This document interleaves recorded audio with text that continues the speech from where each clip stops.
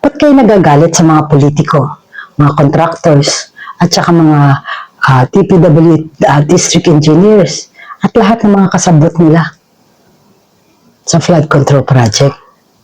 Sumunod lang naman sila sa programa ng gobyerno, yung PPP at BBB.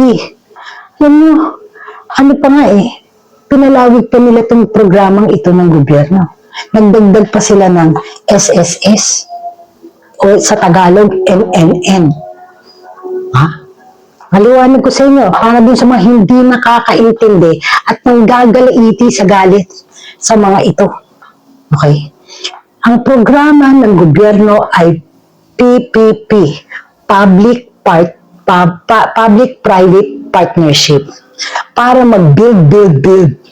Diba? So, nag-partner ang mga politiko, mga tao sa gobyerno, sa DPWH, at yung kanilang at ang private sector, ang mga contractors at mga subcontractors, para makapag-build ng mga infrastructures tulad ng flood control.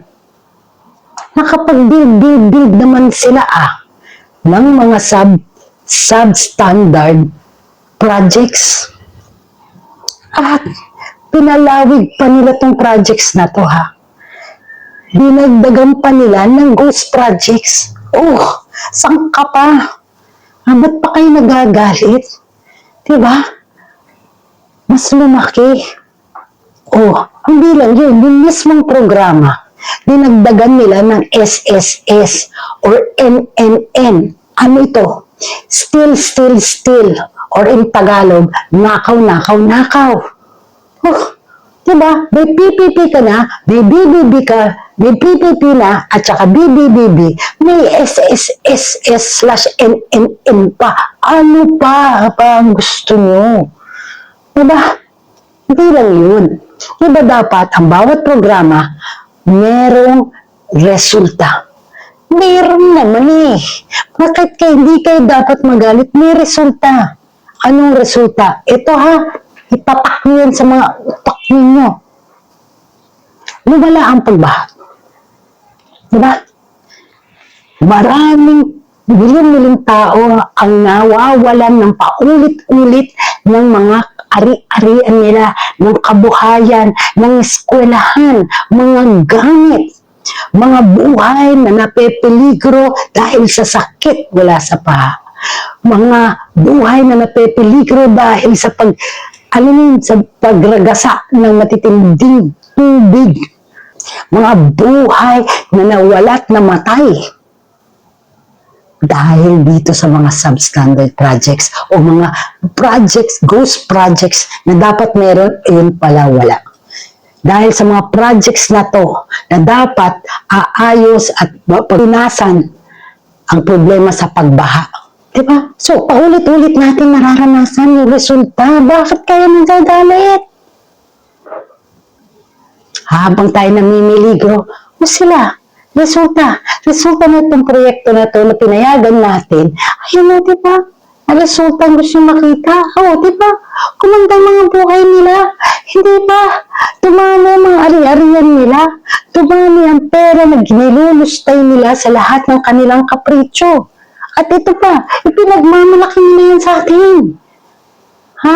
Nagpapasalamat sila na dahil sa atin, yumaman sila at lumago ang kayamanan nila. Tayo magagalit. Bakit? Explican nyo nga sa akin, bakit? Sumunod lang naman sila. Diba? Tinutuon nila. Ipinatunayan sa atin na totoo. Nag-public-private partnership para mag-build. Kahit di kailangan mag-build, nag-build pa rin sila ng substandard projects at ghost projects para talagang hindi natin makita. Pero andyan, binagyan natin ng budget. Para para sa kanilang kabuhayan, para sila ay magkaroon ng maluho na pamumuhay. Tayo yun. Kaya nila ini-expose at pinupost lahat yung kanilang mga kayamanan para paramdam sa atin na salamat, yumaman kami dahil naghirap kayo, dahil nalagay kayo sa peligro ang buhay niyo at buhay ng pamilya ninyo. Diba? Pakagaling. Pakatatalino. Ganyan sila magmalasakit sa atin. Na patuloy, na paulit-ulit nilang pinararamdam sa atin ang resulta ng kanilang mga walang kwentang mga projects. At paulit-ulit na sinasampal sa atin, mahirap kayo, wala kaming pakialam sa inyo.